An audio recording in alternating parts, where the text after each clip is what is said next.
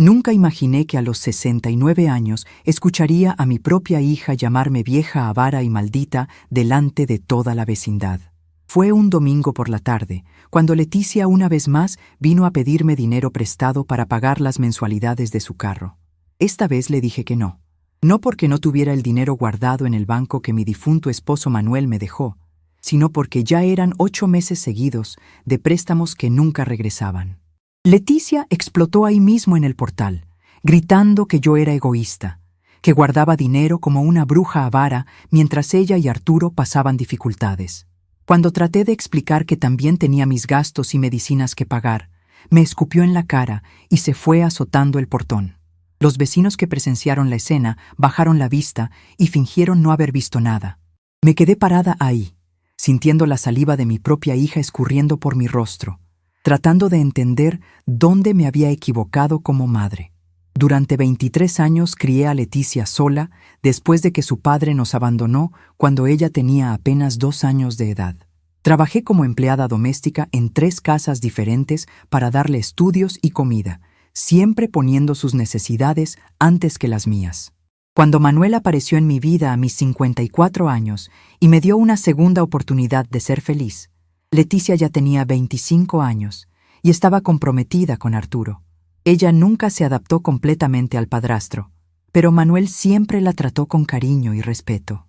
Esa noche, mientras me ponía pomada en las marcas moradas que el apretón de sus dedos había dejado en mi brazo, comencé a repensar muchas cosas. María Elena, mi nieta, era la única que todavía me visitaba por cariño, y no por interés. Estaba terminando la carrera de enfermería, y siempre me decía que yo era la persona más fuerte que conocía. Pero en ese momento, viendo mi reflejo en el espejo del cuarto, no me sentía fuerte. Me sentía una vieja cansada que había perdido el respeto de su propia hija. Manuel había partido hace 2 años, dejando nuestra casita pagada y una cantidad considerable en el banco. Y desde entonces, Leticia parecía creer que todo aquello era derecho suyo. Pero lo que ellos no sabían era que todo estaba a punto de cambiar. Mi nombre es Carmen Guadalupe Morales, y durante 69 años he vivido en esta colonia de la Ciudad de México, donde conocí a mis vecinos, crié a mi hija y encontré el amor verdadero con Manuel. Nuestra casa, una construcción modesta pero digna, en la calle Insurgentes, había sido el refugio donde Manuel y yo construimos nuestros mejores recuerdos durante nuestros 15 años de matrimonio. Él trabajaba como mecánico en un taller del Rumbo, y yo seguía limpiando casas hasta que cumplí 60 años, cuando finalmente pude jubilarme. Manuel era un hombre bueno, de esos que ya no se ven mucho. Me trataba como a una reina, me llevaba flores cada viernes y nunca se quejaba de que Leticia viviera con nosotros durante los primeros años de nuestro matrimonio, hasta que ella se casó con Arturo. Arturo Hernández era un empleado de gobierno que ganaba un salario modesto en la Secretaría de Salud. Un hombre callado que parecía buena persona cuando se casó con mi hija, pero con los años, su carácter verdadero comenzó a salir. Era de esas personas que siempre encontraban excusas para sus fracasos y que veían con envidia lo que otros tenían. Cuando Manuel murió de un infarto hace 2 años, Arturo fue el primero en sugerir que yo no necesitaba una casa tan grande para mí sola y que debería considerar venderla para algo más práctico. Lo que él realmente quería decir era que debería vender mi hogar y repartir el dinero con ellos. Manuel me había dejado bien acomodada, pero yo jamás presté de esa herencia. Era mi seguridad para la vejez, para cualquier emergencia de salud que pudiera presentarse. La primera vez que Leticia me pidió dinero prestado fue hace 8 meses, cuando compraron el carro. «Solo son 15,000 pesos, mamá», me había dicho con esa sonrisa que tenía desde niña. «Te los regreso el próximo mes sin falta». Ese próximo mes nunca llegó. Después vinieron más préstamos. 5,000 para reparar la televisión, 8,000 para una emergencia dental de Arturo, 3,000 para pagar la colegiatura atrasada de María Elena. Cada vez con la misma promesa de regresármelos pronto, y cada vez yo cedía porque después de todo era mi hija. Pero esta tarde, cuando llegó pidiendo otros 10,000 para las mensualidades del carro, algo dentro de mí se endureció. «Leticia», le había dicho mientras servía café en la mesa de la cocina, Ya son 8 meses que me pides prestado y no has regresado ni un peso. Necesito que primero me pagues lo que me debes antes de prestarte más. Su rostro cambió completamente. La sonrisa dulce se transformó en una mueca de desprecio que jamás había visto en ella. ¿En serio, mamá? ¿Vas a ser así de tacaña? Tienes todo ese dinero ahí guardado sin hacer nada, mientras nosotros batallamos para salir adelante. Cuando le expliqué que ese dinero era mi herencia de Manuel y que necesitaba conservarlo para mi futuro, fue cuando explotó. «Vieja avara maldita, siempre has sido igual de egoísta», me gritó mientras se levantaba de la silla tan violentamente que la tiró al suelo. «Guardas el dinero como una bruja tacaña mientras tu propia hija pasa necesidades». Los vecinos de al lado, doña Esperanza y don Francisco, estaban en su patio tendiendo ropa y no pudieron evitar escuchar los gritos. Cuando traté de calmarla y pedirle que bajara la voz, fue cuando me escupió. La saliva me pegó en la mejilla derecha y escurrió hasta mi cuello. Por un momento, todo se quedó en silencio. Hasta los pájaros parecían haber dejado de cantar. Leticia se quedó parada ahí por unos segundos como si no pudiera creer lo que acababa de hacer. Pero en lugar de disculparse, su rostro se endureció aún más. «Esto es lo que te mereces por ser tan miserable», me dijo antes de salirse del portal y azotar el portón de metal tan fuerte que sonó por toda la cuadra. Yo me quedé ahí parada, sintiéndome más pequeña de lo que me había sentido en años. Doña Esperanza me miró desde su patio con lástima, pero no se acercó. Don Francisco solo meneó la cabeza y siguió colgando su ropa. Nadie quería meterse en problemas familiares ajenos. Esa noche fue una de las más largas de mi vida. Me senté en la sala que Manuel había amueblado con tanto cariño, viendo las fotografías de nuestra boda en la pared. En una de ellas, Leticia estaba parada junto a nosotros, sonriendo genuinamente. Tenía 27 años entonces y parecía feliz de vernos juntos. ¿Qué había pasado con esa mujer? ¿En qué momento mi hija, la niña que solía abrazarme fuerte cuando llegaba del trabajo, se había convertido en alguien capaz de escupirme en la cara? Me toqué la mejilla donde había caído su saliva y sentí una mezcla de tristeza y algo más profundo que no quería admitir: resentimiento. Manuel siempre me decía que Leticia tenía buen corazón, pero que Arturo la estaba cambiando. «Del tiempo, Carmen», me decía cuando ella se portaba grosera durante las cenas familiares. Los matrimonios jóvenes pasan por etapas difíciles, pero Manuel ya no estaba aquí para dar consejos, para ser el mediador paciente que siempre había sido. Yo estaba sola, enfrentando a una hija que parecía verme solamente como un banco ambulante. La única luz en todo este asunto era María Elena, mi nieta de 22 años. Ella sí venía a visitarme sin pedir nada, solo para platicar y tomar té. Me contaba de sus clases en la universidad, de sus sueños de ser enfermera y ayudar a las personas. Era la única que todavía me abrazaba con cariño genuino. Pero incluso María Elena había notado los cambios en su madre. La semana pasada me había dicho: «Abuela, no me gusta cómo te habla mi mamá últimamente. Tú no te mereces eso». Yo le había restado importancia, como siempre hacía, diciéndole que las familias a veces pasan por momentos difíciles. Pero esa noche, después del escupitajo, ya no pude seguir mintiéndome a mí misma. Mi hija me había perdido el respeto por completo, y yo había permitido que sucediera al ceder a todas sus demandas económicas sin poner límites claros. A la mañana siguiente, Leticia regresó. Llegó temprano, alrededor de las 8, con Arturo a su lado. No tocaron la puerta. Tenían llaves de la casa desde que Manuel murió. Los escuché entrar mientras yo estaba en la cocina preparando mi café matutino. «Mamá», gritó Leticia desde la sala, «tenemos que hablar». Su tono no era de disculpa, era demandante. Me arreglé el cabello y salí a recibirlos, esperando tal vez una disculpa por lo de ayer. Qué ingenua fui. Arturo estaba sentado en el sillón principal, el que había sido el lugar favorito de Manuel para ver las noticias. Leticia estaba parada junto a él con los brazos cruzados. «Mamá», comenzó sin siquiera saludarme.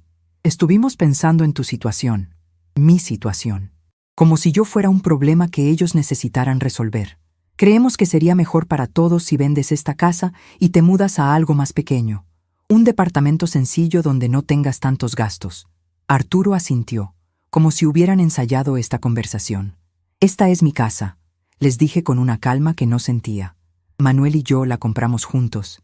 Aquí tenemos nuestros recuerdos. Leticia suspiró con impaciencia. Mamá, sé realista. Ya tienes 69 años. ¿Para qué necesitas 3 recámaras y un patio grande?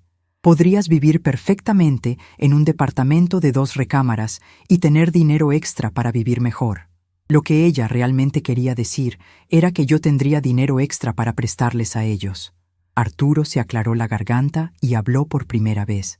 Doña Carmen, nosotros podríamos ayudarle a encontrar algo bonito y accesible. Tengo un conocido en el sector inmobiliario. Fue en ese momento que entendí completamente lo que estaba pasando. Ellos ya habían planeado todo esto. Ya habían decidido mi futuro sin consultarme. Ya habían calculado cuánto dinero podrían obtener de la venta de mi casa. Me sentí como un objeto que necesitaban mover de un lugar a otro para su conveniencia. No voy a vender mi casa, les dije firmemente. La cara de Leticia se puso roja de coraje. Mamá, no seas terca. Estamos tratando de ayudarte. Pero yo ya conocía esa versión de ayuda. Era la misma ayuda que me había costado 8 meses de préstamos sin regreso. Si tanto les preocupa mi bienestar, les dije mientras me dirigía hacia la puerta, pueden empezar pagándome los 31,000 pesos que me deben. Leticia se quedó con la boca abierta. Arturo se levantó del sillón. Doña Carmen, esos eran préstamos familiares. No esperábamos que fuera a estar contando. No esperaban que estuviera contando. Como si mi dinero fuera suyo por derecho. Los préstamos familiares también se pagan, les respondí abriendo la puerta principal. Y hasta que no me paguen lo que me deben, no hay más préstamos. Salieron de mi casa en silencio, pero pude ver en los ojos de Leticia que esta guerra apenas comenzaba. Esa tarde recibí la visita de María Elena. Llegó directamente de la universidad con sus libros y su uniforme de prácticas. Abuela, me dijo mientras se sentaba a mi lado en el sillón. Mi mamá está muy enojada. Dice que usted se está portando muy grosera con ella y con mi papá. Le conté exactamente lo que había pasado, incluyendo el escupitajo del día anterior. María Elena se quedó callada por un largo momento. «Ay, abuela», me dijo finalmente, «esto está muy mal. Mi mamá no debería tratarla así». Fue la primera persona en toda mi familia que me dijo que yo no estaba equivocada. «Mira, niña», le dije tomando sus manos entre las mías. Tu abuelo Manuel me enseñó que el respeto se gana y se mantiene. Yo he respetado a tu mamá toda su vida, pero ella ha decidido que ya no me respeta a mí. No puedo obligarla a hacerlo, pero tampoco voy a seguir permitiendo que me trate como lo está haciendo. María Elena asintió. ¿Y qué va a hacer, abuela? Me quedé pensando por un momento. Hasta ese día no había considerado realmente qué opciones tenía. Siempre había asumido que como era la mamá, debía soportar cualquier cosa que mi hija quisiera hacerme. Pero esa pregunta de María Elena me hizo pensar diferente. No lo sé todavía, niña, le respondí honestamente. Pero ya no voy a ser el banco personal de tu mamá. Y definitivamente no voy a vender mi casa para darles dinero. María Elena sonrió. Me parece perfecto, abuela. Usted se ha sacrificado toda la vida por mi mamá. Ya es hora de que piense en usted misma. Sus palabras me cayeron como agua fresca en el alma.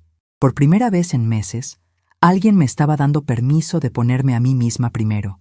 Alguien me estaba diciendo que tenía derecho a mi propia vida, a mis propias decisiones, a mi propio dinero, pero la calma duró poco. Al día siguiente, Leticia regresó con una estrategia diferente. Esta vez vino sola, a media tarde, cuando sabía que yo estaría regando las plantas en el patio. Mamá, me dijo con una voz mucho más suave, vengo a pedirte perdón por lo de ayer. Sé que me porté muy mal. Por un momento, mi corazón de madre se alegró. Tal vez mi hija había reflexionado y se había dado cuenta de su error. Te perdono, mija, le dije dejando la manguera a un lado. Todos podemos tener un mal día. Pero entonces llegó la trampa. Por eso quiero que sepas que entiendo tu posición, continuó Leticia. Ya no te voy a pedir más préstamos. Pero sí me gustaría que consideraras lo de la casa, no para darnos dinero a nosotros, sino para tu propia seguridad. Una casa así es mucha responsabilidad para una mujer sola. Ahí estaba otra vez el mismo tema, la misma manipulación disfrazada de preocupación. Leticia, le dije con paciencia, esta casa no es una carga para mí, es mi hogar. Aquí fui feliz con tu padrastro, aquí te vi crecer, aquí tengo mis recuerdos. No la voy a vender. Su máscara de dulzura se cayó inmediatamente. Mamá, estás siendo muy irrazonable. Arturo y yo solo queremos lo mejor para ti. Lo mejor para mí, según ellos, era dejar mi hogar y entregarles el dinero. ¿Y qué pasa si te enfermas y necesitas dinero para el hospital? ¿Qué pasa si necesitas una operación cara?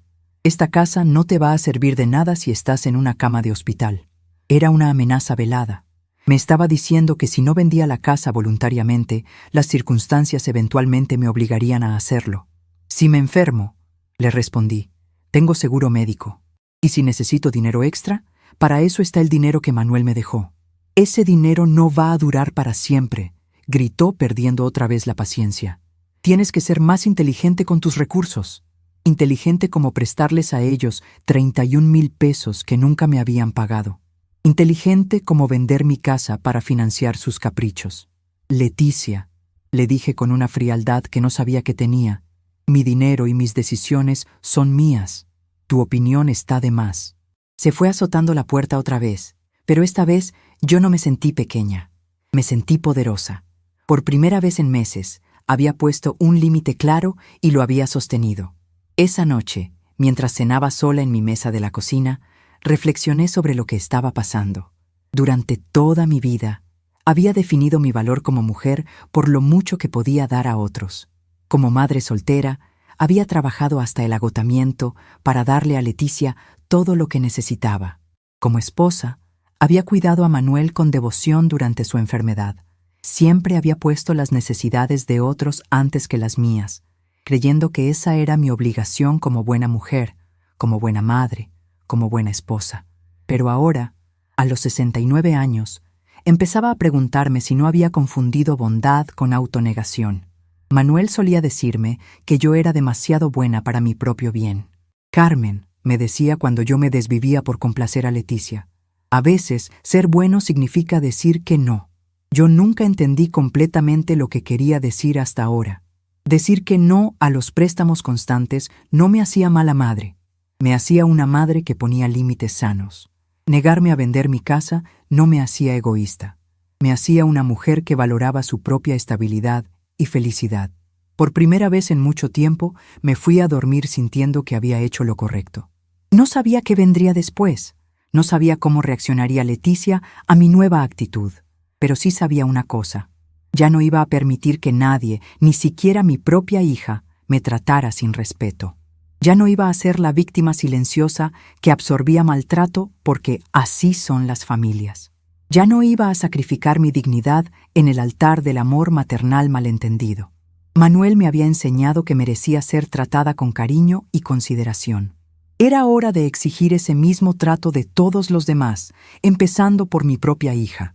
Pero lo que no sabía era que Leticia y Arturo ya estaban planeando su siguiente movimiento. Y esta vez no iban a aceptar un no por respuesta. Lo que vendría después pondría a prueba todo lo que creía saber sobre mi familia, sobre mí misma y sobre hasta dónde estaba dispuesta a llegar para defender mi dignidad. Porque algunas batallas, descubriría pronto, no se ganan siendo amable. Algunas batallas solo se ganan siendo más astuta que el enemigo, y mi propia hija estaba a punto de convertirse en mi enemigo. Las semanas siguientes fueron una tortura silenciosa que jamás imaginé que tendría que vivir a mi edad. Leticia y Arturo regresaban cada 2 o 3 días, siempre juntos, nunca para disculparse, sino para insistir en que les prestara más dinero. Hablaban como si yo fuera obligada a sostener sus sueños y sus irresponsabilidades. Cuando mencionaba que necesitaba guardar una reserva para mi vejez y posibles emergencias de salud, Arturo ponía los ojos en blanco y Leticia decía que estaba siendo dramática. Llegaron al punto de sugerirme que vendiera la casa y me fuera a vivir a un departamento más pequeño para liberar el capital parado. La casa que Manuel y yo compramos con tanto sacrificio durante nuestros 15 años de matrimonio, donde construimos nuestros mejores recuerdos. Durante las noches de insomnio, me acordaba de cómo era Leticia cuando era niña. Una niña dulce que me ayudaba a tender la ropa en el patio y me contaba sobre la escuela mientras tomábamos té de manzanilla. Recordaba cómo lloraba cuando yo llegaba tarde del trabajo, cómo se aferraba a mí pidiendo que no saliera en las mañanas. ¿Dónde estaba esa niña que una vez me dijo que yo era la mamá más valiente del mundo? Doña Esperanza, mi vecina y única amiga verdadera, trataba de consolarme diciéndome que a veces los hijos se pierden en el camino, pero que el amor siempre regresa. Yo quería creerle, pero con cada visita de Leticia, la esperanza se desvanecía un poquito más. La gota que derramó el vaso llegó una tarde de jueves, cuando encontré a Leticia revisando mis papeles en la cocina, mientras yo estaba en el patio regando las rosas rojas que Manuel había plantado. Buscaba los estados de cuenta del banco, queriendo saber exactamente cuánto dinero tenía guardado. Cuando la enfrenté, no mostró ni una pizca de vergüenza. Dijo que tenía derecho de saber sobre nuestra herencia y que yo estaba siendo cruel al esconder la información financiera. En ese momento, viendo a mi hija violando mi privacidad en mi propia casa, algo dentro de mí finalmente se quebró de una manera que no sabía que era posible. Esa noche me quedé despierta hasta muy tarde, sentada en la mesa de la cocina donde Manuel y yo solíamos planear nuestro futuro juntos. Tenía todos mis papeles esparcidos frente a mí, los estados de cuenta que Leticia había estado revisando, las escrituras de la casa, los documentos del seguro de vida que Manuel me había dejado. Por primera vez en 2 años, realmente analicé mi situación financiera. Manuel me había dejado muy bien acomodada. La casa estaba completamente pagada, tenía una cuenta de ahorros considerable y una pensión modesta pero suficiente. No necesitaba ayuda económica de nadie. De hecho, era yo quien había estado ayudando económicamente a mi hija durante meses sin recibir nada a cambio. Al día siguiente, viernes, Leticia llegó acompañada de Arturo y, para mi sorpresa, también trajeron a María Elena. Mi nieta parecía incómoda, como si la hubieran obligado a venir. «Abuela», me dijo María Elena con voz temblorosa, «mis papás me pidieron que hablara con usted». Inmediatamente supe que habían tratado de manipular a mi nieta para que me convenciera de hacer lo que ellos querían. «¿Y qué es lo que quieren que me digas, mija?», le pregunté con ternura, aunque por dentro estaba furiosa de que hubieran involucrado a la muchacha en sus problemas. María Elena miró nerviosamente a sus padres antes de hablar. «Ellos dicen que usted está siendo muy dura con ellos, que la familia debe ayudarse mutuamente». Pero yo conocía a mi nieta. Podía ver en sus ojos que esas no eran sus palabras. «¿Y tú qué opinas, María Elena?», le pregunté directamente. Leticia trató de interrumpir. «Mamá, no metas a la niña en problemas de adultos». Pero María Elena, con una valentía que me recordó a mí misma a su edad, habló por sí sola. «Abuela, yo creo que usted tiene derecho a decidir qué hacer con su dinero, y creo que mis papás deberían pagarle lo que le deben antes de pedirle más».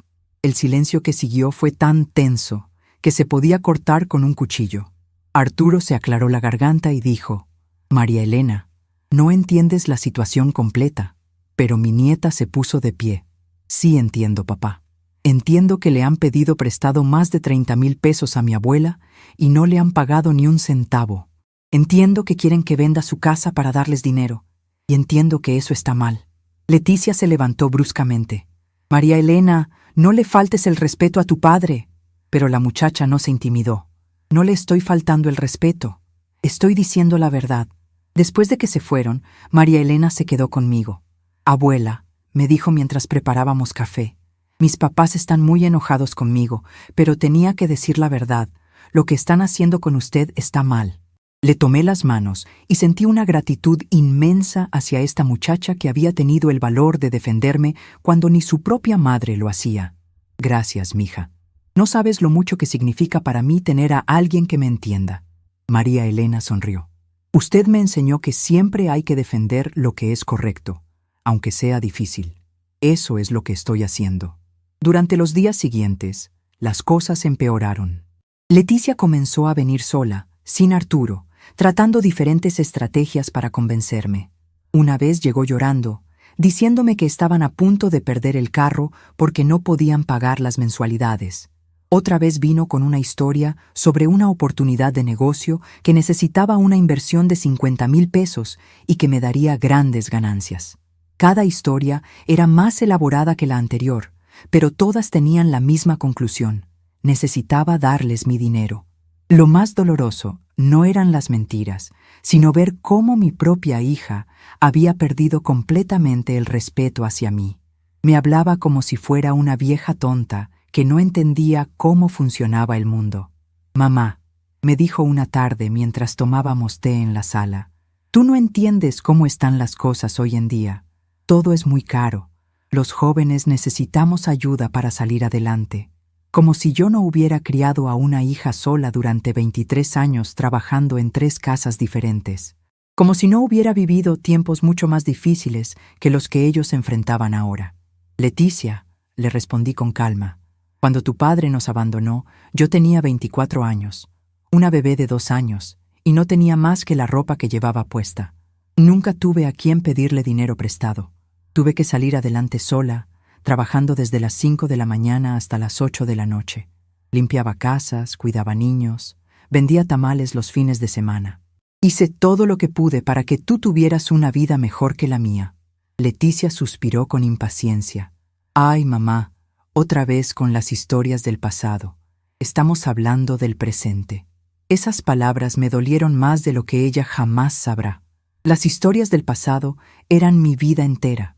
Eran los sacrificios que había hecho por ella. Eran las noches que me quedé despierta preocupándome por su futuro. Pero para ella no eran más que historias viejas que la aburrían.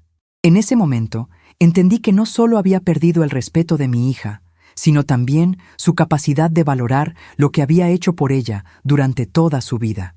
Una noche, mientras organizaba las fotografías familiares que guardaba en una caja de zapatos, encontré imágenes que no había visto en años. Ahí estaba Leticia a los 5 años, orgullosa mostrándome el dibujo que había hecho en la escuela. Ahí estaba a los 10 años, ayudándome a hacer tortillas para vender en la colonia. Ahí estaba a los 15, el día de su graduación de secundaria, abrazándome fuerte y diciéndome que todo lo que había logrado era gracias a mí. ¿En qué momento esa niña agradecida se había convertido en la mujer resentida que ahora me veía solo como una fuente de dinero? Recordé el día que conocí a Manuel. Leticia tenía 25 años y acababa de casarse con Arturo. Yo había estado sola durante tanto tiempo que había olvidado lo que era sentirse querida por un hombre. Manuel era viudo. Había perdido a su esposa 5 años antes en un accidente. Nos conocimos en el mercado de San Juan, donde yo compraba verduras para preparar comida que vendía. Él estaba comprando flores para llevar a la tumba de su esposa. Comenzamos a platicar y descubrimos que los dos entendíamos el dolor de la pérdida y la soledad. Al principio, Leticia no estaba contenta con que yo tuviera una relación. «Mamá», me había dicho, «ya estás muy grande para esas cosas. Además, ¿qué va a pensar la gente?». Pero Manuel fue paciente con ella. Nunca trató de reemplazar a su padre o de imponerse como figura de autoridad. Simplemente me amó y, por extensión, amó a mi familia. Cuando decidimos casarnos, Leticia finalmente aceptó la relación, aunque nunca completamente. Siempre hubo una distancia entre ella y Manuel que yo traté de ignorar porque quería creer que con tiempo desaparecería. Durante los 15 años que Manuel y yo estuvimos casados, fueron los más felices de mi vida. Él me trataba como a una reina, me llevaba serenatas cada aniversario y siempre me decía que había llegado a su vida para completarla. Trabajamos juntos para pagar la casa, para ahorrar dinero, para construir un futuro estable. Cuando se enfermó del corazón, yo lo cuidé con devoción durante sus últimos meses. Leticia venía a visitarlo de vez en cuando, pero nunca se quedaba mucho tiempo. Siempre tenía prisa, siempre tenía cosas que hacer. Nunca se sentó conmigo a velar sus noches de dolor o a acompañarme en mis noches de miedo. Cuando Manuel murió, pensé que Leticia se acercaría más a mí. Pensé que mi dolor la sensibilizaría, que se daría cuenta de que ahora solo nos teníamos la una a la otra. Pero fue todo lo contrario. Pareció ver la muerte de Manuel como una oportunidad. Durante el funeral, mientras yo todavía estaba en shock, ya me estaba preguntando sobre el testamento, sobre el dinero que Manuel me había dejado, sobre si yo iba a necesitar ayuda para manejar mis asuntos financieros. Los primeros meses después de la muerte de Manuel fueron los más difíciles de mi vida. La casa se sentía demasiado grande y demasiado silenciosa. Me despertaba en las noches, esperando escuchar su respiración a mi lado. Lloraba mientras regaba sus rosas rojas porque me recordaban todas las veces que me las había regalado. Leticia venía a visitarme, pero siempre con prisa, siempre distraída. Nunca se sentó conmigo a recordar los momentos bonitos. Nunca me preguntó cómo me sentía realmente. Nunca me ofreció su hombro para llorar. En cambio, comenzó con sugerencias sutiles sobre cambios que debía hacer en mi vida. Mamá, esta casa es muy grande para ti sola. ¿No te da miedo estar aquí en las noches? Mamá, mantener esta casa debe ser muy caro. ¿Has pensado en algo más económico? Mamá, tanto dinero guardado en el banco no está produciendo nada. Deberías invertirlo en algo que te dé ganancias. Cada sugerencia era presentada como preocupación por mi bienestar, pero yo podía ver la verdadera motivación detrás de sus palabras. El primer préstamo llegó 6 meses después del funeral de Manuel. Leticia y Arturo habían visto un carro usado que les gustaba, pero necesitaban 15,000 pesos para completar el enganche. Solo por 2 meses, mamá, me había dicho Leticia con esa sonrisa que conocía desde que era bebé. En cuanto Arturo reciba su aguinaldo, te pagamos. Yo accedí porque quería ayudar, porque quería demostrar que podía confiar en mí, porque todavía creía que mi hija me amaba más allá del dinero que pudiera darle.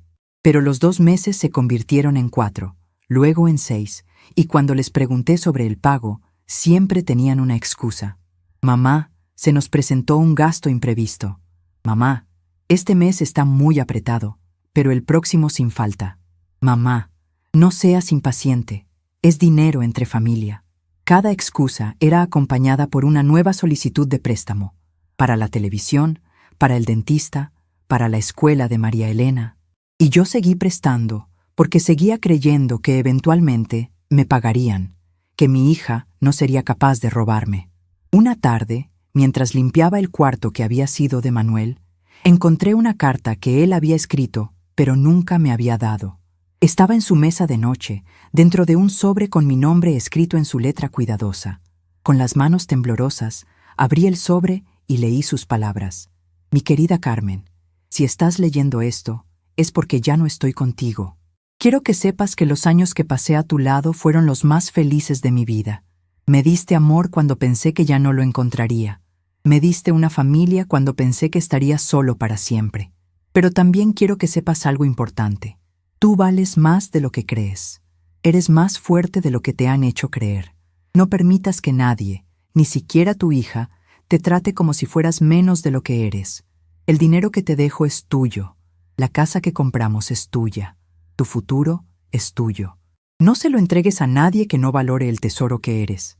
Lloré durante horas después de leer esa carta. Manuel había visto lo que yo no quería admitir, que Leticia no me valoraba como persona, solo como proveedora. Había visto que mi bondad estaba siendo aprovechada, que mi amor de madre estaba siendo usado en mi contra, y desde la tumba me estaba dando permiso de protegerme, de valorarme, de ponerme a mí misma primero por una vez en mi vida. Al día siguiente era sábado, y como cada sábado, fui al mercado a hacer mis compras. Doña Esperanza me acompañó, como siempre hacía desde que Manuel murió. Mientras caminábamos entre los puestos de verduras, me contó sobre su propia experiencia con hijos ingratos. Carmen, me dijo mientras escogíamos jitomates, a veces los hijos se olvidan de que las madres también somos personas. Creen que porque nos dieron trabajo criándolos, ahora les debemos la vida entera. Sus palabras resonaron profundamente en mí. Yo crié a 5 hijos, continuó doña Esperanza, y 3 de ellos solo me hablan cuando necesitan algo. Me dolió mucho aceptarlo, pero tuve que aprender que el amor de madre no puede ser de una sola dirección. Si ellos no me dan amor de vuelta, no puedo seguir drenándome por personas que solo me ven como una fuente de recursos. Mientras la escuchaba, me di cuenta de que no estaba sola en esta situación. Muchas madres de nuestra generación habíamos criado hijos que ahora nos veían solo como obligaciones o oportunidades, no como personas con nuestros propios derechos y necesidades. Esa misma tarde, Leticia llegó con otra petición. Esta vez necesitaba 10,000 pesos porque había visto una sala en Abonos que le gustaba mucho.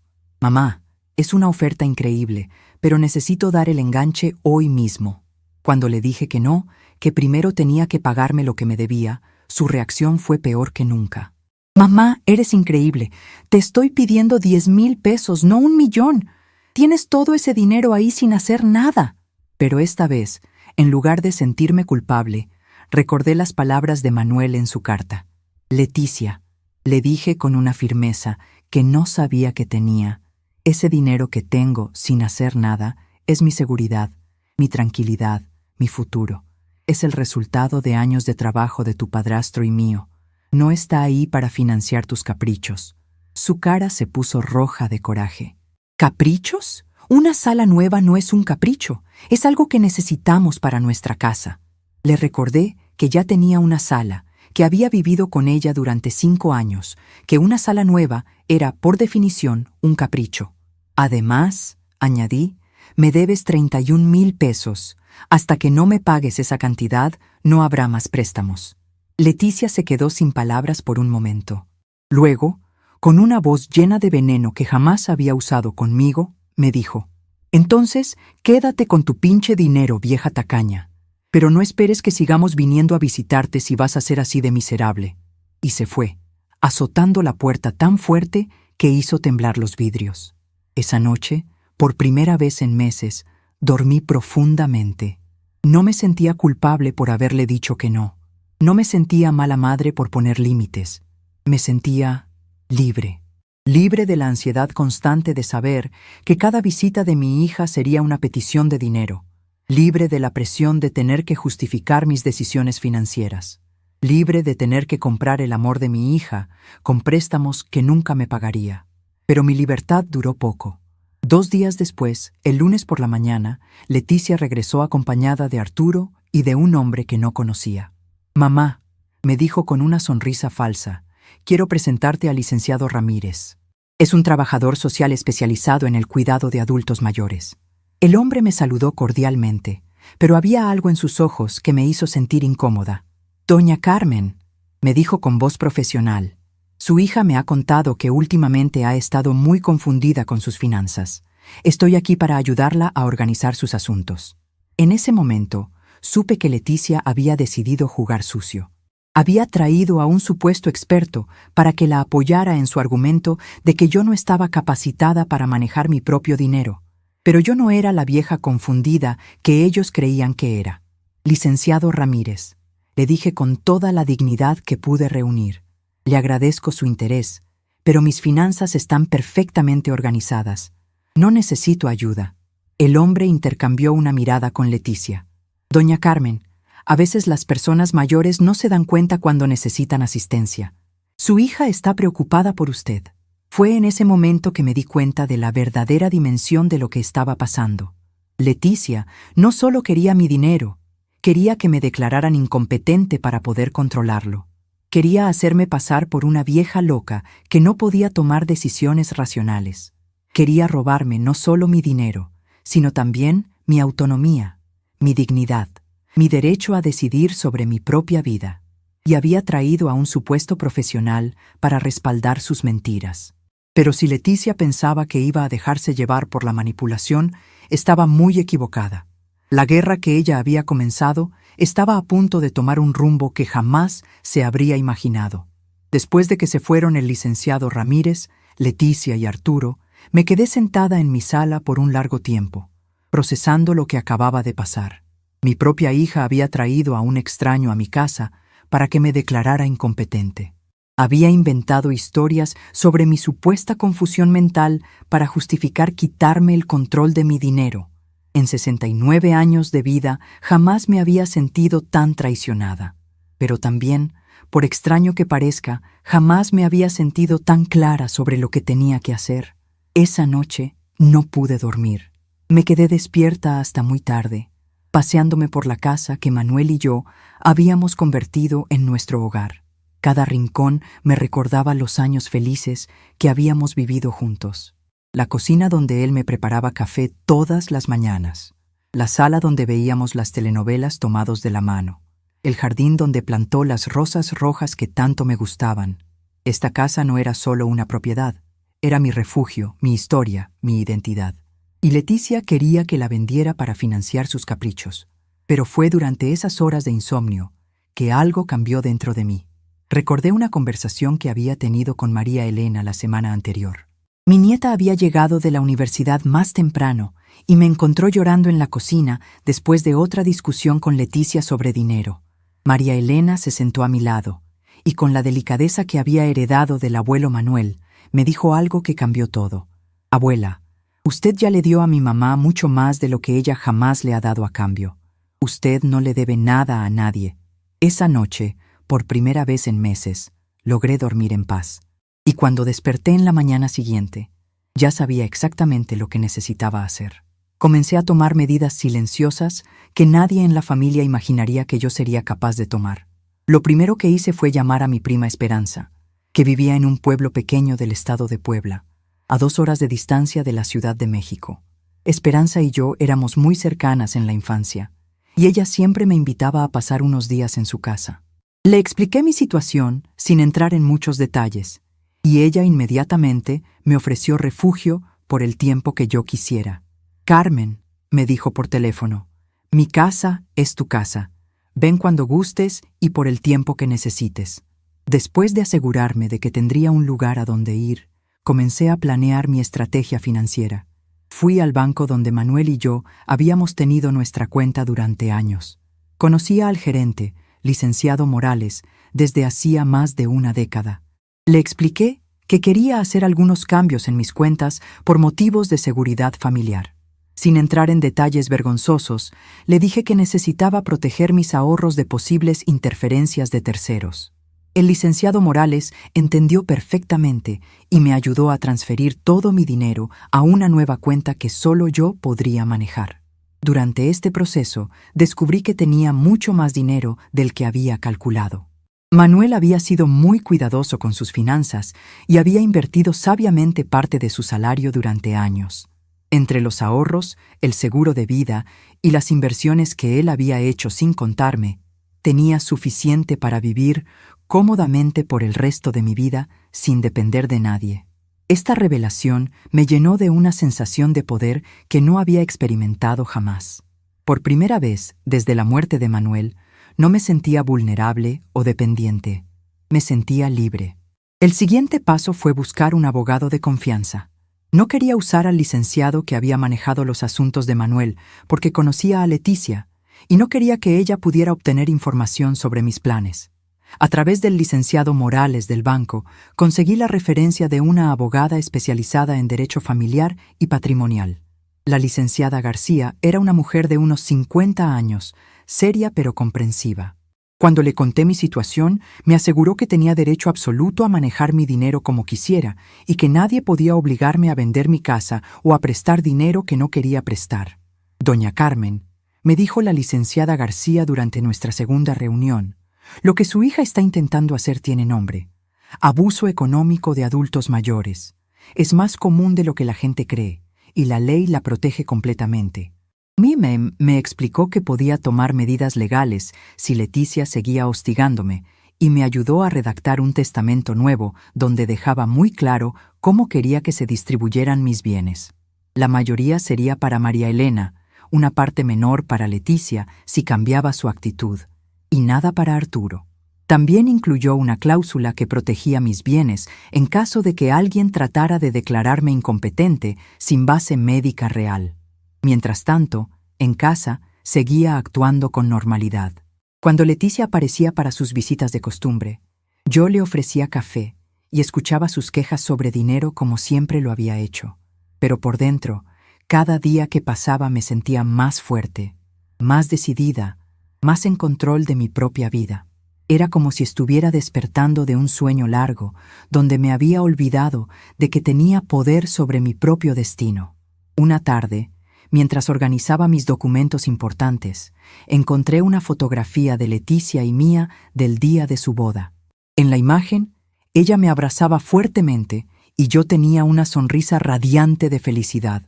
Recordé ese día perfectamente. Leticia me había dicho que no podría haberse casado sin mi apoyo, que todo lo que había logrado era gracias a los sacrificios que yo había hecho por ella. Me había agradecido entre lágrimas por haber sido padre y madre para ella, por haberle dado la oportunidad de estudiar y convertirse en una mujer independiente. ¿Dónde estaba esa gratitud ahora? ¿En qué momento mi hija había olvidado todo lo que yo había hecho por ella? Pero ya no podía seguir viviendo en el pasado, esperando que la Leticia agradecida de antes regresara. Tenía que aceptar que mi hija había cambiado, que ahora me veía solo como un recurso económico, y que no iba a tratarme con el respeto que yo merecía. Esta realización, aunque dolorosa, también fue liberadora. Me quitó la carga de seguir tratando de recuperar el amor de alguien que claramente ya no me amaba de la misma manera. Durante este periodo de planificación silenciosa, comencé a despedirme mentalmente de cada rincón de la casa. Del jardín donde Manuel plantó las rosas rojas que yo tanto amaba, de la cocina donde preparé miles de comidas para la familia, del cuarto donde compartí sueños y preocupaciones con mi esposo durante 15 años. Cada objeto guardado, cada cajón organizado, era una forma de prepararme para la libertad que no sabía que deseaba. María Elena notó que yo estaba diferente, más tranquila, y un día me preguntó si todo estaba bien.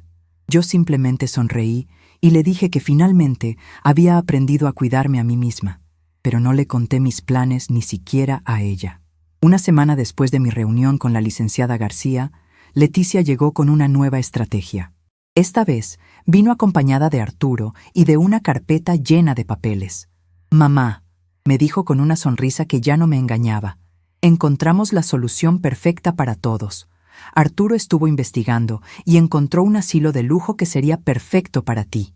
Mi corazón se aceleró, pero mantuve la compostura. ¿Un asilo? ¿Y por qué necesitaría yo ir a un asilo? Arturo se aclaró la garganta y sacó algunos folletos de la carpeta. «Doña Carmen, mire qué bonito es este lugar. Tiene jardines, actividades para los residentes, atención médica las 24 horas. Usted estaría muy bien atendida y no tendría que preocuparse por mantener esta casa tan grande». Leticia añadió, «Y nosotros podríamos mudarnos acá para cuidar la casa mientras se decide si la quiere vender o no». Ahí estaba el verdadero plan. Querían internarme en un asilo para quedarse con mi casa. «¿Y quién va a pagar ese asilo tan lujoso?», les pregunté, aunque ya conocía la respuesta. «Bueno», dijo Leticia con fingida preocupación, «sería una inversión en su bienestar. Con el dinero que Manuel le dejó, podría pagarlo sin problemas durante muchos años. Querían usar mi propio dinero para encerrarme en una institución y quedarse con mi hogar». La crueldad del plan me quitó el aliento, pero también me confirmó que había tomado la decisión correcta de planear mi escape. «Necesito pensarlo», les dije tratando de mantener la voz calmada. «Es una decisión muy importante». Leticia sonrió, creyendo que había ganado. «Por supuesto, mamá. Tómese el tiempo que necesite, pero no se tarde mucho, porque estos lugares tan buenos se llenan rápido». Después de que se fueron, me senté en mi cama y lloré por la hija que había perdido. No lloré por la mujer cruel que había venido a mi casa a planear mi destino sin consultarme, sino por la niña dulce que una vez fue y que obviamente ya no existía. Al día siguiente, llamé a la licenciada García y le conté sobre la visita de Leticia y Arturo. «Doña Carmen», me dijo con voz seria, «lo que le están proponiendo confirma mis sospechas. Están planeando un fraude patrimonial completo. Quieren usar su dinero para internarla contra su voluntad y quedarse con su casa. Esto es claramente abuso de adulto mayor y tenemos que actuar rápido». Me explicó que podía tomar medidas legales preventivas para protegerme, pero yo ya había decidido que no quería pasar mis últimos años en tribunales peleando con mi propia hija. «Licenciada», le dije, «prefiero simplemente irme. Quiero desaparecer antes de que puedan hacer algo. ¿Es posible?». Ella me explicó que como adulta competente, tenía derecho absoluto a irme a donde quisiera sin dar explicaciones a nadie. Me ayudó a redactar una carta donde dejaba claro que me iba por mi propia voluntad, que estaba completamente sana mentalmente y que no quería ser buscada por mi familia. También preparó toda la documentación legal necesaria para proteger mis bienes durante mi ausencia. Durante los siguientes días, comencé a hacer preparativos más concretos. Contacté a una empresa de mudanzas pequeña y discreta para que viniera a recoger mis pertenencias más importantes una vez que me hubiera ido.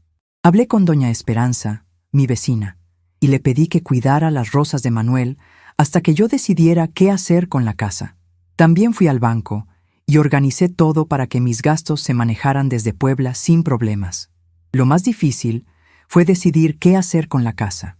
La licenciada García me sugirió que la pusiera en venta de manera discreta, pero yo no estaba lista para ese paso tan definitivo. Por ahora, simplemente cambié las cerraduras y dejé instrucciones para que nadie entrara sin mi autorización por escrito. Quería tener tiempo para decidir si realmente quería venderla o si tal vez regresaría algún día cuando las cosas se calmaran. Una tarde, mientras empacaba mis fotografías más queridas, María Elena llegó de sorpresa.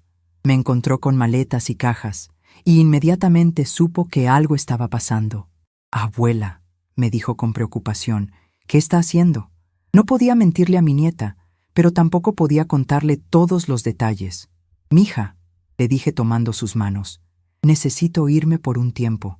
Las cosas con tu mamá se han puesto muy difíciles y necesito espacio para pensar». María Elena se quedó callada por un momento largo. Luego, para mi sorpresa, me abrazó fuerte y me dijo, «Abuela, creo que está haciendo lo correcto. Mi mamá no la está tratando como se merece y usted tiene derecho a ser feliz. Le prometí que nos mantendríamos en contacto, pero que no podía decirle a dónde me iba porque no quería ponerla en una posición difícil con sus padres. Entiendo, abuela. Solo prométame que va a estar bien». «Voy a estar mejor que bien, mija. Por primera vez en mucho tiempo voy a estar en paz».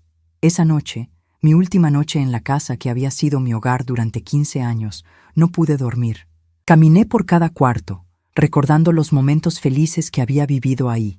En la cocina recordé todas las mañanas que Manuel me había preparado café. En la sala recordé las tardes que pasábamos viendo televisión tomados de la mano. En el jardín recordé las veces que él me sorprendía con flores frescas para alegrarme el día. Pero también recordé todas las veces que Leticia había venido a pedirme dinero, todas las discusiones sobre mis supuestas obligaciones hacia ella, todas las veces que me había hecho sentir culpable por querer conservar lo que era mío. A la mañana siguiente, muy temprano, llegó el taxi que me llevaría a la central de autobuses. Había decidido irme en transporte público para no dejar rastro de mi paradero. Tomé mi maleta más importante y dejé el resto para que la empresa de mudanzas lo recogiera después. En la mesa de la cocina dejé la carta que había escrito con ayuda de la licenciada García. «Leticia, vendí la casa y me fui. El dinero de esta venta es mío por derecho, y lo voy a usar para vivir mis últimos años en paz. Siempre dijiste que yo era avara por guardar dinero, así que ahora no tienes que preocuparte más por mí. No trates de buscarme. Carmen». No era completamente cierto que había vendido la casa, pero quería que creyeran eso para que no trataran de encontrarme. En realidad, la casa seguía siendo mía, protegida legalmente, esperando a que yo decidiera qué hacer con ella. Pero por ahora, lo único que importaba era mi libertad. Cuando el taxi se alejó de mi calle, no volteé a ver la casa. No quería llevarme la imagen de lo que dejaba atrás, sino enfocarme en lo que me esperaba adelante. El viaje a Puebla duró exactamente 2 horas y 15 minutos. Durante todo el camino, me sentí como si estuviera saliendo de una prisión que yo misma había construido. Una prisión hecha de culpabilidad, de obligaciones mal entendidas, de amor maternal mal aplicado. Por primera vez en décadas, no tenía que preocuparme por las demandas económicas de Leticia, no tenía que justificar mis decisiones financieras. No tenía que sentirme culpable por querer conservar lo que me había costado tanto trabajo ganar. Cuando llegué al pueblo donde vivía mi prima Esperanza, me recibió con los brazos abiertos. «Carmen», me dijo mientras me ayudaba con mi maleta, «qué bueno que al fin decidiste venir. Te ves cansada, pero también te ves liberada». Tenía razón. Estaba exhausta por el estrés de las últimas semanas, pero también me sentía más liviana de lo que me había sentido en años. Era como si hubiera dejado una carga pesadísima en la Ciudad de México y ahora pudiera caminar derecha por primera vez en mucho tiempo. Esa noche, mientras cenaba con Esperanza en su cocina acogedora y escuchaba los sonidos tranquilos del pueblo, supe que había tomado la decisión correcta. No sabía qué vendría después.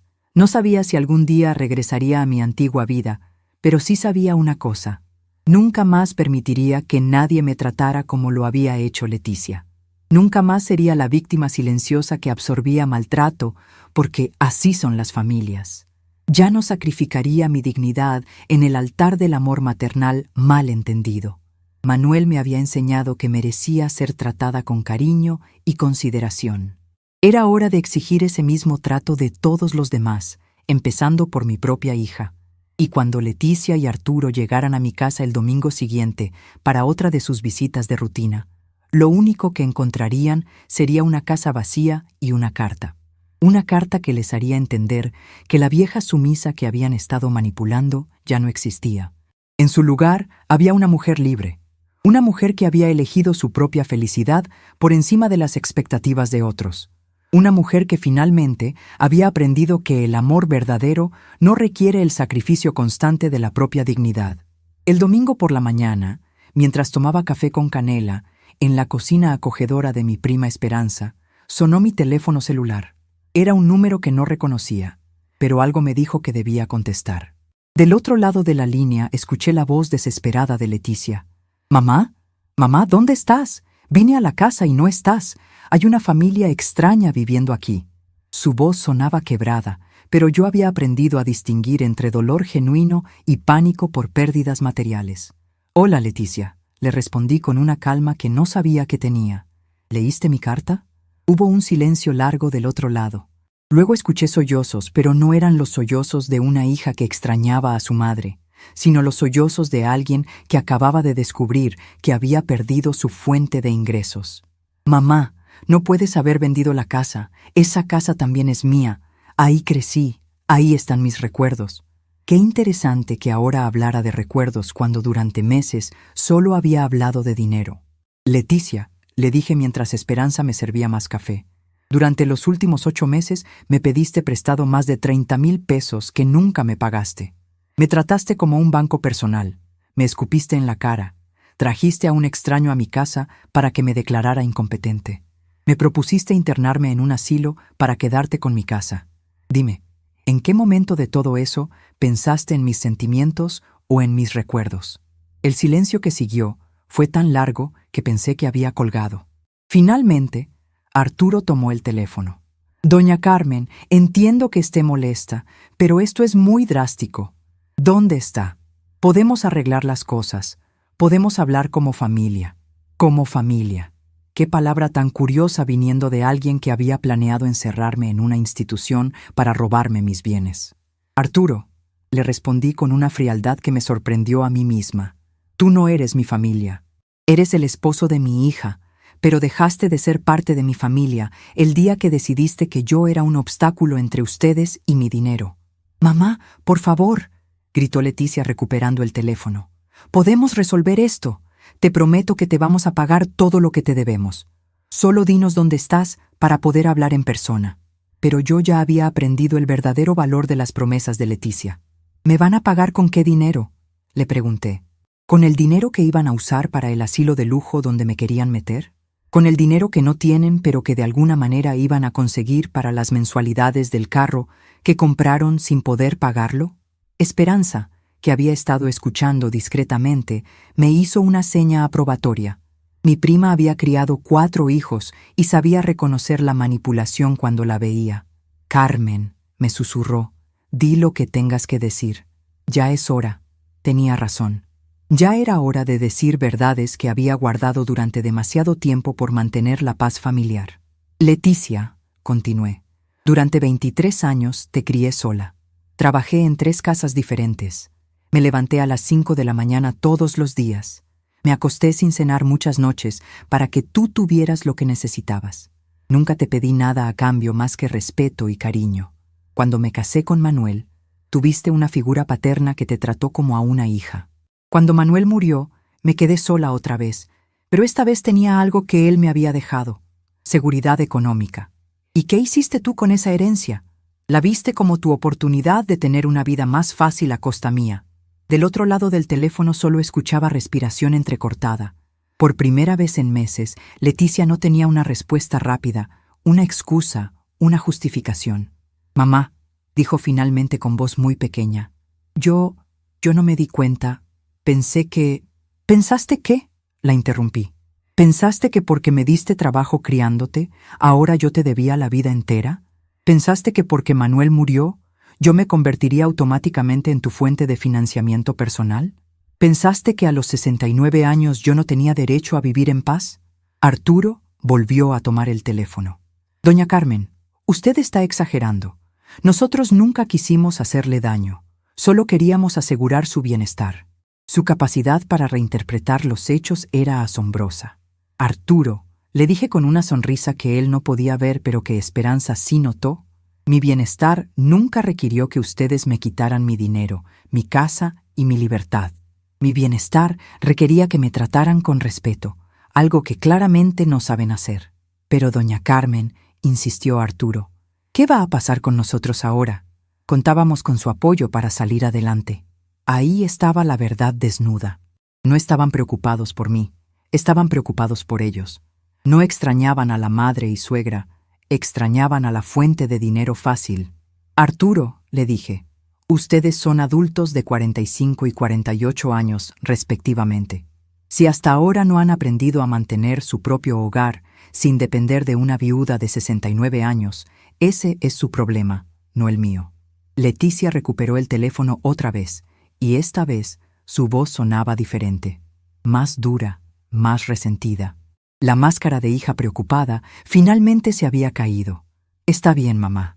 Si esa es tu decisión, que así sea. Pero no esperes que sigamos preocupándonos por ti. No esperes que te visitemos o que te llamemos. Si quieres estar sola, vas a estar sola. Era una amenaza disfrazada de ultimátum, pero para mi sorpresa, no me dolió como esperaba que doliera. Al contrario, me sentí liberada. Leticia, le respondí con una serenidad que me asombró a mí misma. He estado sola desde que murió Manuel. Tus visitas no eran visitas de cariño, eran misiones de extracción de dinero. Tus llamadas no eran para saber cómo estaba, eran para sondear si tenía dinero disponible para prestarte. Tu compañía no era compañía, era presión constante para que financiara tu estilo de vida. Así que sí, prefiero estar físicamente sola que emocionalmente sola mientras finjo que tengo familia. El silencio que siguió duró varios minutos. Finalmente, Leticia dijo con voz llena de veneno: espero que seas feliz con tu decisión, mamá. Espero que tu dinero te dé todo el amor que nosotros no pudimos darte. Y colgó. Esperanza, que había estado escuchando toda la conversación, se acercó y me puso una mano en el hombro.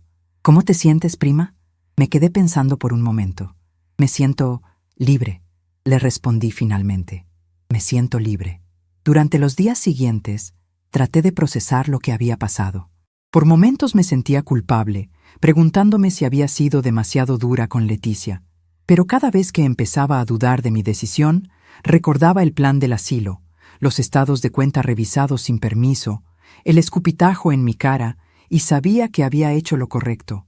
María Elena me llamó 2 días después de mi conversación con Leticia. Su voz sonaba preocupada, pero también aliviada. Abuela, me dijo, mis papás están muy alterados. Mi mamá dice que usted desapareció y que vendió la casa sin avisar. ¿Está usted bien? ¿Necesita algo?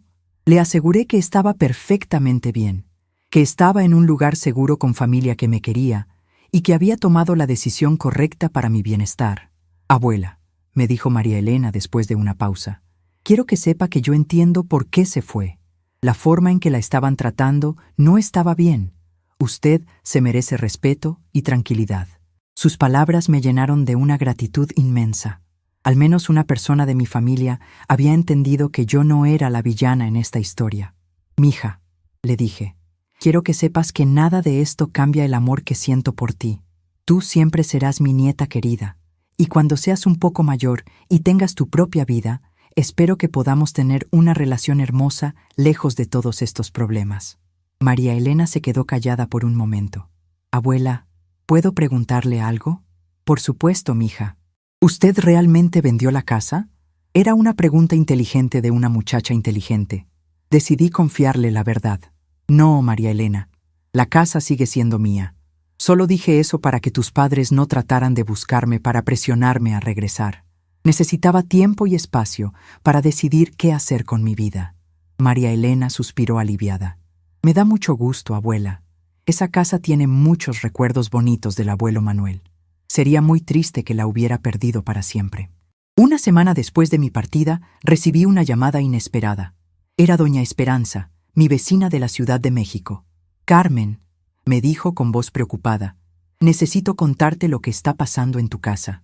Resultó que Leticia y Arturo habían estado yendo a la casa todos los días, tratando de entrar. Habían contratado a un cerrajero para cambiar las cerraduras, pero la empresa de seguridad que yo había contratado antes de irme les había impedido el acceso. «Están furiosos», me contó doña Esperanza. «Ayer Arturo estaba gritando en la calle que era una injusticia, que tenían derechos sobre la casa». Esta información confirmó lo que yo ya sabía. No me extrañaban a mí, extrañaban mi casa y mi dinero. No estaban preocupados por mi bienestar, estaban preocupados por sus beneficios económicos. «Doña Esperanza», le dije, «¿podría hacerme un favor? ¿Podría decirles que si siguen hostigando la propiedad, voy a tomar medidas legales? La licenciada García me aseguró que tengo derecho a proteger mi patrimonio». Doña Esperanza se rió. «Con mucho gusto, Carmen. Ya era hora de que alguien les pusiera límites». Mientras tanto, en casa de Esperanza, yo había comenzado a establecer una nueva rutina. Me levantaba temprano para ayudarla con las tareas del hogar, aunque ella insistía en que no era necesario. Después del desayuno, salíamos a caminar por el pueblo, un lugar tan diferente a la Ciudad de México que parecía otro mundo. La gente nos saludaba con amabilidad genuina, sin intereses ocultos, sin calculadoras mentales funcionando detrás de sus sonrisas. Por las tardes, Esperanza y yo nos sentábamos en su portal a bordar y platicar sobre la vida, sobre los hijos, sobre las decisiones difíciles que a veces hay que tomar. ¿Sabes qué es lo más triste de todo esto?, le dije a Esperanza una tarde, mientras bordábamos servilletas. No es que Leticia me haya pedido dinero, es que nunca me pidió perdón. En todos estos meses de conflicto, jamás reconoció que me había tratado mal, jamás admitió que había sido injusta conmigo. Al contrario, siempre me hizo sentir que yo era la que estaba equivocada por no darle lo que quería. Esperanza asintió comprensivamente. Es muy difícil aceptar que los hijos que criamos con tanto amor a veces se convierten en personas que no reconocemos. Un mes después de mi llegada a Puebla, recibí una llamada de la licenciada García. «Doña Carmen», me dijo con voz seria, «necesito informarle sobre algo importante. Su hija y su yerno han estado haciendo averiguaciones sobre su paradero. Contrataron a un investigador privado y han estado preguntando en bancos y oficinas de gobierno sobre usted». Mi corazón se aceleró. «¿Qué puedo hacer?» «Por ahora, nada», me tranquilizó. «Usted tiene derecho a vivir donde quiera, pero sí creo que deberíamos tomar medidas legales preventivas en caso de que traten de declararla desaparecida o incompetente». Esta noticia me confirmó que había subestimado la persistencia de Leticia y Arturo. No se habían rendido, simplemente habían cambiado de estrategia. Ahora me estaban buscando activamente, probablemente para presionarme a regresar o para tratar de obtener control legal sobre mis bienes. «Licenciada», le dije, «haga todo lo que sea necesario para proteger mis derechos. No quiero que puedan obligarme a hacer nada en contra de mi voluntad». 2 semanas después, María Elena me llamó con noticias perturbadoras. «Abuela», me dijo con voz temblorosa, «mis papás están diciendo que usted está enferma, que está sufriendo de demencia senil y que por eso tomó decisiones tan irracionales. Están hablando de buscarla para llevarla con un doctor que pueda ayudarla». Era exactamente lo que la licenciada García había predicho. Leticia y Arturo estaban tratando de construir un caso legal para declararme incompetente. «Mija», le dije a María Elena, «quiero que sepas la verdad. Tu abuela está perfectamente bien de sus facultades mentales. Estoy viviendo con mi prima en un pueblo hermoso, ayudando con la casa, caminando todos los días, leyendo, bordando. Estoy más lúcida y tranquila de lo que he estado en años. Lo que tus padres llaman demencia es simplemente una mujer que aprendió a decir no a los abusos». María Elena suspiró. «Lo sé, abuela. Yo sabía que mis papás estaban mintiendo. Solo quería escuchárselo a usted». Esa misma semana, Esperanza y yo fuimos al centro de salud del pueblo para que me hicieran un examen médico completo. Quería tener documentación oficial de que estaba perfectamente sana mental y físicamente, por si acaso necesitaba defenderse de las calumnias de Leticia. El doctor Ramírez, un hombre joven y profesional, me hizo todos los exámenes necesarios. «Doña Carmen», me dijo al final, Usted está en excelente estado de salud para su edad. Sus funciones cognitivas son normales, su presión arterial está bien controlada y no veo ningún signo de deterioro mental. ¿Puedo preguntarle por qué necesitaba estos exámenes? Le expliqué brevemente mi situación familiar. El doctor Ramírez meneó la cabeza con tristeza. Desafortunadamente, el abuso de adultos mayores por parte de familiares es más común de lo que la gente cree. Me da mucho gusto que usted haya tenido el valor de protegerse. Voy a asegurarme de que todos estos exámenes estén muy bien documentados por si los necesita legalmente. Sus palabras me dieron una tranquilidad inmensa. No estaba loca por haber tomado las decisiones que tomé. Estaba cuerda por haber protegido mi bienestar. 3 meses después de mi partida, las cosas finalmente se calmaron. Leticia y Arturo aparentemente se habían rendido en su búsqueda, al menos por el momento. María Elena me contó que habían tenido que mudarse a un departamento más pequeño porque sin mis préstamos no podían pagar la renta del lugar donde vivían. Arturo había tenido que conseguir un segundo trabajo los fines de semana. Leticia había regresado a trabajar después de años de desempleo voluntario. Por primera vez en mucho tiempo, estaban enfrentando las consecuencias reales de sus decisiones económicas irresponsables. ¿Sabe qué, abuela?, me dijo María Elena durante una de nuestras llamadas semanales. Creo que esto les está haciendo bien a mis papás. Mi mamá se ve más fuerte desde que tiene que trabajar otra vez. Y mi papá ha dejado de quejarse tanto sobre el dinero. Están aprendiendo a vivir con lo que ganan. Sus palabras me hicieron reflexionar sobre algo importante. Al negarme a seguir financiando la irresponsabilidad de Leticia y Arturo, no solo me había liberado a mí misma, sino que los había obligado a ellos a crecer y a hacerse cargo de sus propias vidas. Una tarde, mientras regaba el pequeño jardín de flores que había plantado en casa de Esperanza, me di cuenta de algo sorprendente. Por primera vez en décadas, no tenía ansiedad sobre dinero. No me preocupaba que alguien viniera a pedirme prestado. No tenía que calcular cuánto podía prestar sin comprometer mi propia seguridad. No tenía que inventar excusas para decir no a demandas económicas irracionales. Mi dinero era mío, mis decisiones eran mías, mi tiempo era mío. La libertad tenía un sabor dulce que había olvidado que existía. Esperanza me observó mientras trabajaba en el jardín. «Carmen», me dijo, «te ves 10 años más joven desde que llegaste. Es increíble lo que la paz mental puede hacer por una persona». Tenía razón.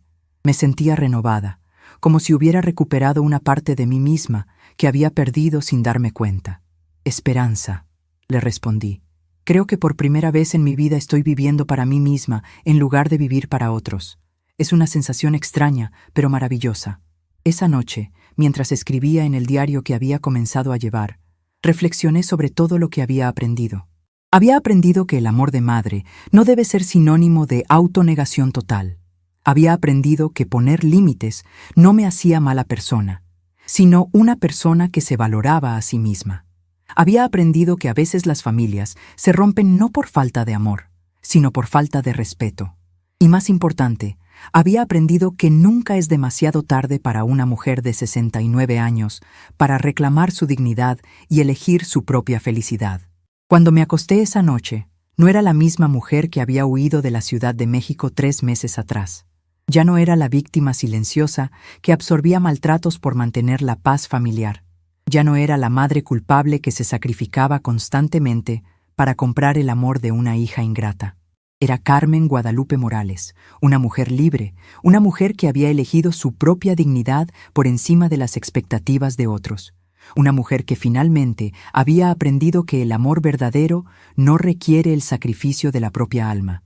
Y mañana sería el primer día del resto de mi nueva vida.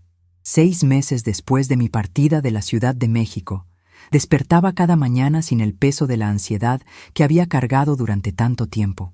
Mi rutina era sencilla pero profundamente satisfactoria. Desayuno con Esperanza mientras escuchábamos las noticias en la radio, una caminata por la plaza del pueblo donde todos me conocían como Doña Carmen, la señora simpática que había llegado hace algunos meses y siempre saludaba a todos con una sonrisa genuina. Las tardes las dedicaba a cuidar el pequeño jardín de claveles amarillos que había plantado en el patio trasero de la casa de Esperanza. No eran las mismas rosas rojas que Manuel había plantado en nuestra casa de la Ciudad de México, pero eran míos, nacidos de mi cuidado y de mi elección. Las personas del pueblo me conocían simplemente como la prima de Esperanza, la mujer tranquila que ayudaba en la iglesia los domingos y que siempre tenía una palabra amable para los niños que jugaban en la plaza. Nadie me pedía dinero prestado, nadie cuestionaba mis decisiones, nadie me hacía sentir culpable por querer vivir en paz. María Elena me visitó 3 veces durante estos meses y durante su última visita me contó cómo había cambiado la vida de sus padres. «Abuela», me dijo mientras tomábamos té de manzanilla en el portal de Esperanza, «mi mamá ha tenido que aprender a administrar su propio dinero. Trabaja en una oficina de seguros y aunque se queja de que el trabajo es pesado, la veo más, no sé cómo decirlo, más real. Como si finalmente hubiera dejado de vivir en una fantasía donde alguien más iba a resolver todos sus problemas». Le pregunté sobre Arturo y María Elena sonrió.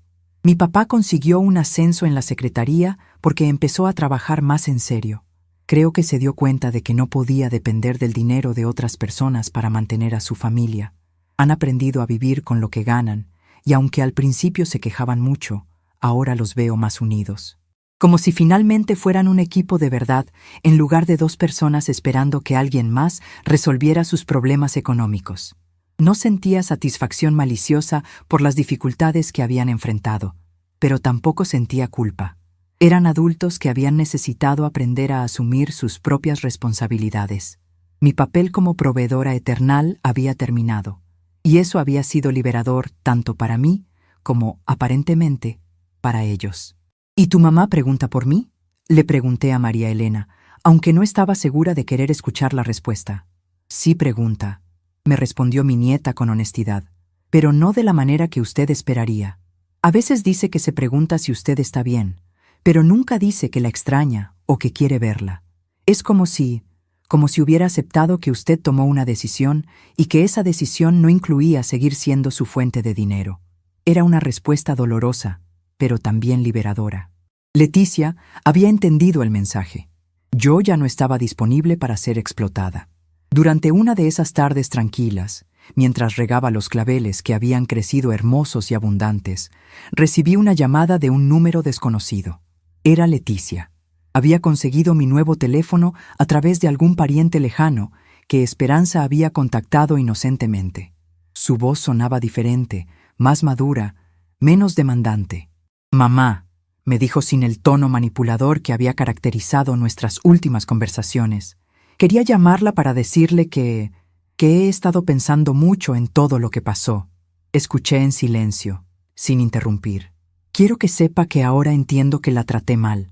No lo veía entonces, pero ahora que he tenido que arreglar mi propia vida sin depender de nadie, me doy cuenta de que le pedía demasiado. No solo dinero, sino que le pedía que resolviera problemas que Arturo y yo deberíamos haber resuelto solos. Era la primera vez en años que escuchaba a mi hija hablar sin hacer excusas, sin culpar a otros, sin tratar de manipular la situación a su favor. «También quiero pedirle perdón», continuó Leticia, y su voz se quebró un poco, «por esas cosas tan horribles que le dije, especialmente por escupirle. Eso estuvo muy mal, mamá. Usted no se merecía eso. No se merecía nada de lo que le hice». Sentí que mis ojos se llenaban de lágrimas, pero no eran lágrimas de tristeza, sino de algo parecido al alivio. Mi hija finalmente había encontrado su conciencia. «¿Me perdona, mamá?», me preguntó con una vulnerabilidad que no había escuchado en su voz desde que era niña. «Te perdono, Leticia», le respondí sin dudar. «Pero perdonarte no significa que las cosas van a volver a ser como antes. Tú y yo necesitamos una relación nueva, construida sobre respeto mutuo, no sobre obligaciones económicas». Hubo un silencio largo del otro lado de la línea. «Entiendo», me dijo finalmente. «¿Cree que algún día podamos hablar regularmente, como madre e hija, sin dinero de por medio?» «Me encantaría», le respondí con sinceridad, «pero eso va a tomar tiempo, y va a requerir que respetes mis decisiones sobre mi vida y mi dinero». Leticia suspiró. «Lo entiendo, mamá. Solo quería que supiera que ahora veo las cosas diferente. Ya no la veo como... ya no la veo como alguien que debe resolverme la vida. La veo como mi mamá, Una persona que se merece ser tratada con cariño. Eran las palabras que había esperado escuchar durante años, pero llegaban en un momento en que ya no las necesitaba para sentirme completa. Después de colgar, me quedé sentada en el portal por un largo tiempo, procesando la conversación. Esperanza se acercó y se sentó a mi lado. «¿Cómo te sientes?», me preguntó. «Me siento cerrada», le respondí, buscando la palabra correcta, como si un círculo se hubiera completado. No sé si Leticia y yo tendremos una relación cercana otra vez, pero por lo menos ahora sé que ella entiende lo que hizo mal. Mientras el sol se ponía sobre las montañas que rodeaban el pueblo, reflexioné sobre el largo camino que había recorrido desde aquella tarde cuando Leticia me escupió en la cara.